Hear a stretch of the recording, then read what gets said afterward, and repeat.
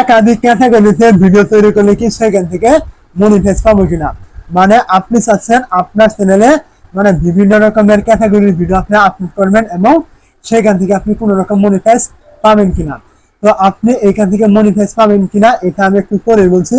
তার আগে এই বিষয়ে ইউটিউবের কিন্তু আলাদা একটা পলিসি রয়েছে, সেটা আগে আমরা জেনে নিব যে আপনি আসলে সেখান থেকে মনিটাইজ পাবেন কি না।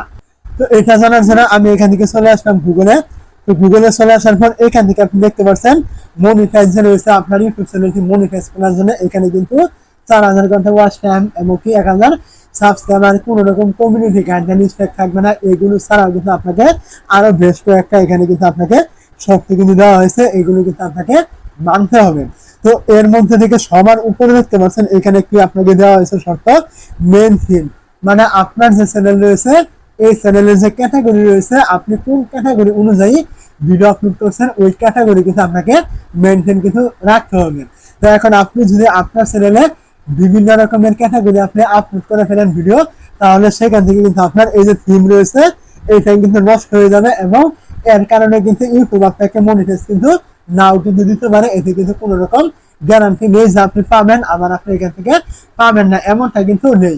কিন্তু আপনি যদি আপনার ক্যাটাগরি মিক্স না করে অথবা বিভিন্ন ক্যাটাগরি না রেখে আপনি এক ক্যাটাগরির ভিতরে বিভিন্ন রকমের ভিডিও দিতে পারেন, তাহলে কিন্তু আপনার চ্যানেলটি মনিটাইজ কিন্তু আপনি করতে পারবেন। আর এমনটা না করে যদি আপনি কখনো গেমিং, কখনো আপনি কুকিং, কখনো আপনি টেক, কখনো আপনি এইটা, কখনো আপনি সেটা, এই টাইপের মিক্স কন্টেন্ট দিয়ে ফেলেন, তাহলে কিন্তু আপনি এখান থেকে মনিটাইজ পেতেও পারেন, আবার কি আপনি এখান থেকে নাও কিন্তু করতে পারেন। এটা কিন্তু কোনো রকম গ্যারান্টি কিন্তু নেই। ইউটিউব কিন্তু এখানে বলে দিয়েছে আপনার চ্যানেলটি মনিটাইজ করতে হলে কিন্তু আপনার চ্যানেলের থিম কিন্তু ঠিক কিন্তু রাখতে হবে, এখানে কিন্তু সবার আগে কিন্তু বলে দিয়েছে। এবং আপনি এখানে দু একটা ভিডিও মিক্স করতে পারেন, কোনো রকম সমস্যা নেই।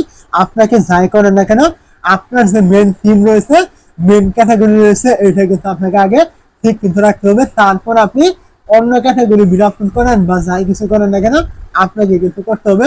তার আগে কিন্তু সবার আগে আপনাকে মেন থিম কিন্তু ঠিক রাখতে হবে। অবশ্যই আপনি বুঝতে পেরেছেন যে আমি কি বলছি।